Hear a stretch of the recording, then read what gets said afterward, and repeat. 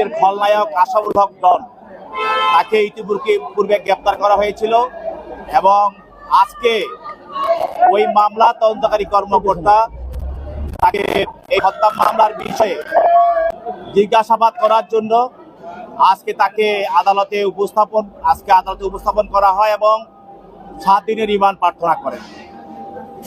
আপনারা জানেন যে এই মামলার ফ্যাসিস্টের আমলে এই মামলায় কয়েকটি মিথ্যা রিপোর্ট দাখিল করা হয়েছিল, যার পরিপ্রেক্ষিতে ওই রিপোর্টের বিরুদ্ধে সালমান শাহের মামা যে মামলার এজাহারকারী তিনি রিভিশন করেছিলেন। ওই রিভিশন মামলায় শুনানিকালে রিভিশনকারীর পক্ষ থেকে সালমান শাহের মামা একটি রিপোর্ট দাখিল করেছিল। সেটা হলো যে সালমান শাহ হত্যার পরে সালমান শাহ পরিবারকে বিভিন্নভাবে তার বাসায় গিয়ে তাকে ভয়ভীতি দেখিয়েছিল।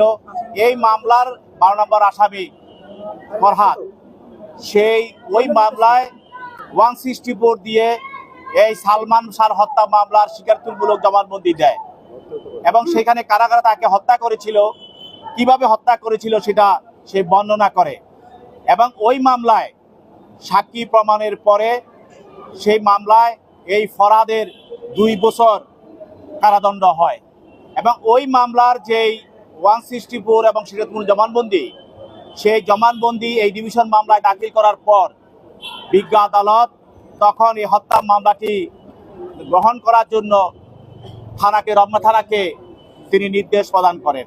সেইভাবে হত্যা মামলাটি গৃহীত হয়। তা আজকে আমরা বলেছি, যেহেতু একটি চাঞ্চল্যকর হত্যা মামলা, এই মামলায় রহস্য উদ্ঘাটনের জন্য এই মামলার সঙ্গে আর কারা কারা জড়িত আছে এবং অন্যান্য আসামিদের অবস্থান জানার জন্য এবং এখানে যে টাকা পয়সার লেনদেন হয়েছে সেগুলি বের করার জন্য এবং কার প্ররোচনা এবং কার নির্দেশে সে পালিয়ে যাওয়ার চেষ্টা করেছিল যেন মামলাটা তদন্ত ব্যাঘাত করানোর জন্য, সেই বিষয়টা আমাদের দেখা দরকার। সেই বিষয়ে তদন্তকারী কর্মকর্তা আদালতে উপস্থাপন করেন এবং তার পক্ষে তার আইনজীবীরা তারা বক্তব্য রাখেন এবং তারা অতীতের কিছু মিথ্যা রিপোর্ট তারা বক্তব্য রাখেন, যে রিপোর্টগুলি পরবর্তীতে আদালত কর্তৃক নাকচ করা হয়, সেই রিপোর্টগুলি আদালতে বলেন। যার জন্যই তার মামলাটা ওই রিপোর্টগুলো গ্রহণ না করার কারণেই তো তার হত্যা মামলাটি নির্দেশ দেওয়া হয় হত্যা মামলাটি গ্রহণ করার জন্য। তো এই ধরনের তারা বক্তব্য দেয়।